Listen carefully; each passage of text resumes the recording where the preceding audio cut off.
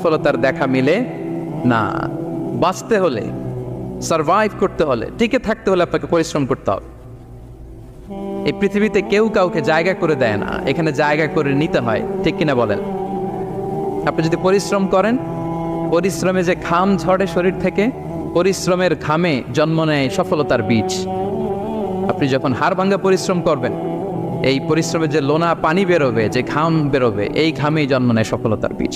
এবং সফলতার কোনো শর্টকাট হয় না প্রিয় ভাইরা। অনেকে অল্পতে সফল হতে চায়, শর্টকাট খুঁজে, আসে না নাই?